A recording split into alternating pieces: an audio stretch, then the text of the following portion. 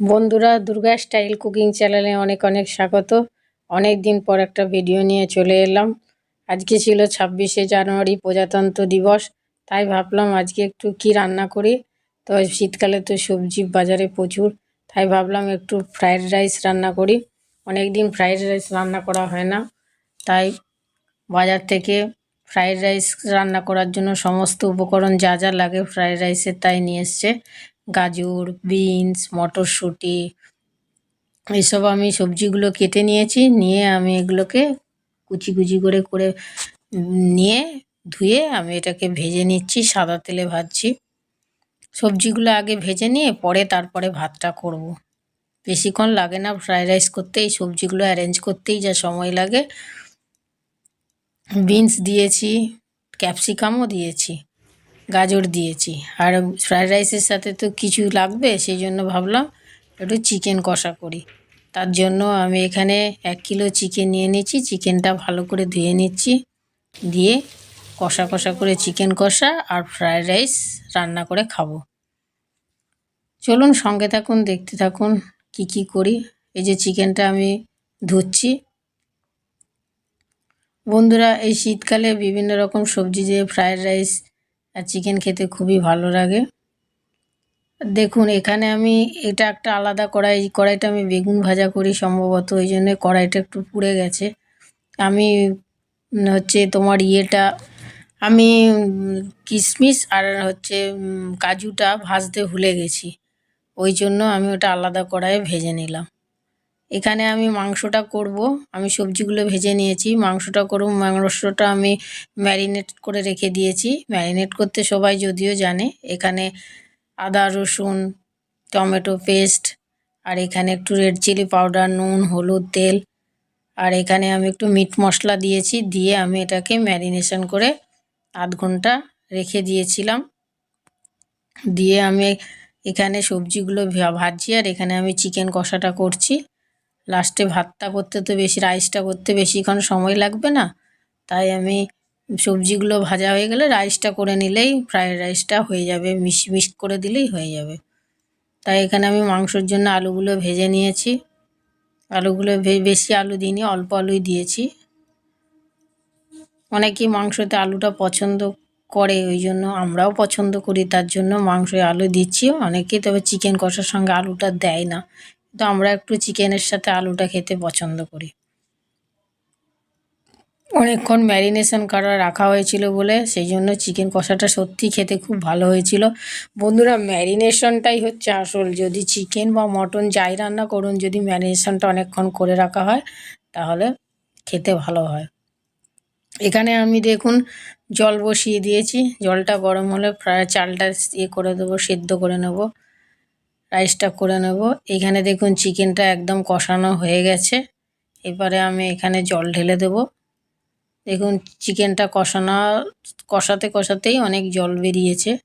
এই জলটা আমি পুরো শুকিয়ে নেব, তারপরে আমি জল ঢেলে দিয়ে আমি চিকেন কষাটা নামিয়ে নেব। এরপরে এটা করতে করতে এখানে চালটা আমি দিয়ে দেব। আলুগুলো আমি দিয়ে দিচ্ছি, যেহেতু চিকেনটা অনেকটাই হাফ কষানো হয়ে গেছে। এরপরে আমি আলুগুলো দিয়ে দিচ্ছি। আলুগুলো দিয়ে একটু কষিয়ে নিয়ে তারপরে আমি জল ঢেলে দেবো, যে আলুগুলো আমি আলাদা করে ভেজে রেখেছিলাম। বন্ধুরা, ফ্রায়েড রাইস আপনাদের কার কার খেতে ভালো লাগে? আমার এই শীতকালে যে এত রকম সবজি পাওয়া যায়, এই টাটকা টাটকা সবজি দিয়ে ফ্রায়েড রাইস, আপনারা চাইলে ফুলকপিও দিতে পারেন, আরও যা অনেক সবজি থাকে দেয়া যায়। আমি এখানে অবশ্য ফুলকপি দিইনি, আপনারা চাইলে ফুলকপি দিতে পারেন। ফুলকপি, বিনস, গাজর, তারপরে কাজু, কিশমিশ, ক্যাপসিকাম সব কিছু দিয়ে ফ্রায়েড রাইসটা দারুণ হয়েছিল খেতে। দেখুন হয়ে গেছে। এখানে আমি চিকেনটা হয়েই এসছে। এরপরে আমি চালটা ভিজিয়ে রেখেছিলাম, ফ্রায়েড রাইসের চাল। তো বাসমতি রাইস 8 ঘন্টা যদি জলে ধুয়ে ভিজিয়ে রাখা যায় তাহলে ভাতটা খুব ভালো হয়। এই জন্য আমি 8 ঘন্টা ভিজিয়ে রেখেছিলাম। এবার জলটা গরম হয়ে যেতে তারপরে আমি চালটা দিয়ে দিলাম। চাল এখানে বেশিক্ষণ হতে টাইম লাগে না। ফুল গ্যাসে করলে বেশিক্ষণ লাগে না, হয়ে যায়। দেখুন চিকেনটা কষানো হয়ে গেছে আলু দেওয়ার পর। তারপরে এরপরে আমি জল দিয়ে দিলাম, কিছুটা জল দিয়ে দিলাম। মাংস এবং আলুটা তো সেদ্ধ হবে, মাংসটা তো হাফ সেদ্ধই হয়ে গেছে, আলুটা সেদ্ধ হবে, তাই জন্য আমি পরিমাণ মতো জল দিলাম। তা করতে করতে দেখুন এখানে রাইসটা হয়ে গেছে। একটু শক্ত শক্ত করে রাইসটা করতে হয়, বেশি সিদ্ধ হয়ে গেলে তো ভাতটা ঘাটা হয়ে যাবে এবং ভেঙে যাবে চালগুলো। এবার আমি এখানে ফ্যানটা ঝরিয়ে নিলাম রাইসটা সেদ্ধ হয়ে যাওয়ার পর। এরপরে রাইসটা তো হয়ে গেছে, এরপরে আমি যে ইতে সবজি ভেজেছিলাম সাদা তেলের মধ্যে কড়াইয়ে, তার মধ্যে আমি ঘি দিয়ে দিলাম। ঘিটা দিয়ে তারপরে আমি রাইসটা দেব। একটু বেশি ঘি লাগে, একটু বেশি ঘি দিয়ে করলে খেতে ভালো হয়, টেস্টি হয়। ঘিয়ের গন্ধটা আসলে আরও খেতে ভালো লাগে, ওই জন্য আমি ঘি একটু বেশি করেই দিয়েছি।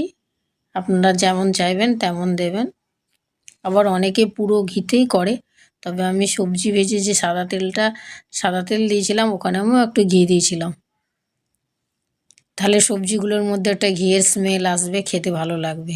এখানে আমি গোটা গরম মশলা দিয়ে দিচ্ছি, দারচিনি, লবঙ্গ, এলাচ, এই সব কিছু আমি ওই ঘিয়ের মধ্যে দিয়ে দেবো, তেলের মধ্যে দিয়ে তারপরে আমি রাইসটা দিয়ে দেবো, তারপরে সবজিগুলো দিয়ে দেবো, তাহলেই আমার ফ্রায়েড রাইস রেডি হয়ে যাবে। দেখুন ভাতটা খুব সুন্দর ঝরঝরে হয়েছে, ভাতটা এখনও গরম আছে, যেহেতু এই একটু আগে আমি নামিয়েছি ভাতটা। এবার ভাতটা আমি ওই ঘিয়ের মধ্যে দিয়ে দেব।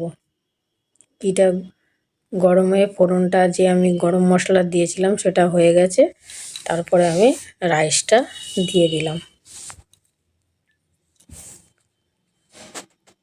আর এইটা চালটা খুব একটু ভালো চাল নিলে এর চালের গন্ধটা খুব সুন্দর থাকে, তাই ফ্রায়েড রাইস করলে খেতে ভালো লাগে।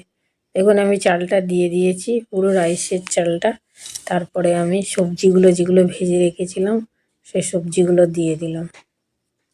সাদা ভাতের মধ্যে এই সবজিগুলো দেওয়াতে কত সুন্দর লাগছে দেখুন, আর খেতেও খুব ভালো হয়েছিল। এবার আমি এটাকে ভালো করে মিক্সড করে নেব, যেহেতু সবজিগুলো দিয়েছি ভালো করে ওপর নিচ করে নিতে হবে। এবার আমি এখানে লবণ দিয়ে দিলাম, পরিমাণ মতো বুঝেই লবণটা দিতে হবে। তারপরে আমি এখানে মিষ্টি দেব, ফ্রায়েড রাইসে তো একটু মিষ্টি লাগে, মিষ্টি ছাড়া ভালো লাগে না। আমরা একটু বেশি মিষ্টি খাই ফ্রায়েড রাইসে, আপনারা চাইলে কম দিতে পারেন। মিষ্টি মিষ্টি পোলাও, মিষ্টি মিষ্টি ফ্রায়েড রাইস আর ঝাল ঝাল চিকেন কষা খেতে সত্যিই খুব ভালো লাগে। এবার আমি চিনিটা দিয়েছি, লবণটা দিয়েছি, ভালো করে ভাতটার সাথে আমি মিশিয়ে নেব।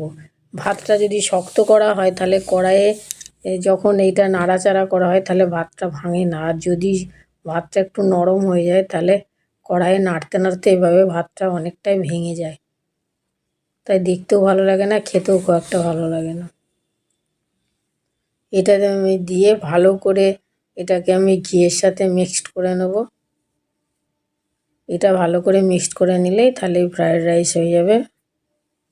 আর এই শীতকালে গরম গরম ফ্রায়েড রাইস আর চিকেন কষা একদম দারুণ জমে যাবে। দেখুন পুরো ভাতটার সাথে আমি সবজিগুলো খুব সুন্দর করে মিশিয়ে নিয়েছি, কিন্তু একটুও ভাঙেনি। তারপরে আমি এখানে ওখানে তো তেলের মধ্যে গোটা গরম মশলা দিয়েছি, এখানে আমি একটু গুঁড়ো গরম মশলাও দিয়ে দিলাম, তাহলে ফ্লেভারটা ভালো হয়, খেতেও ভালো লাগে। আর মটরশুঁটি দেওয়াতে আরও ভালো লাগছিল। এটা ফ্রায়েড রাইসের সঙ্গে শীতকালে মটরশুঁটিটা পাওয়া যায়, তা ফ্রায়েড রাইসে মটরশুঁটিটা দিলে খেতে ভালো লাগে, মুখে পড়ে খাওয়ার সময়, তাই খেতেও ভালো লাগে। আর অন্য অন্য সময় তো মটরশুঁটি পাওয়া যায় না, যার ফলে মটরশুঁটি দেওয়া যায় না। দেখুন এইদিকে আমি ফ্রায়েড রাইসটা বসাতে আমি এদিকে চিকেনটাও হয়ে এসছে। আর আমি যেটা ভুলে গেছিলাম কিশমিশ আর কাজু, এটা আলাদা করে ভেজে রেখেছিলাম, সেটা আমি কড়াইয়ের মধ্যে দিয়ে দিলাম।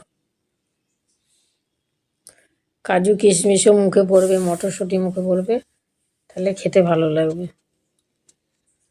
চিকেনটা গ্রেভি অল্প, হালকা, একদম গ্রেভি রাখিনি, অল্প অল্প মাখা মাখা করেছি, তাই ফ্রায়েড রাইসের সঙ্গে ওটাই ভালো লাগে। দেখুন ফ্রায়েড রাইস হয়ে গেছে এবং এটা আমি পরিবেশন করতে শুরু করে দিয়েছি। দেখতেও ভালো হয়েছে। ভালো লাগলে সাবস্ক্রাইব করবেন।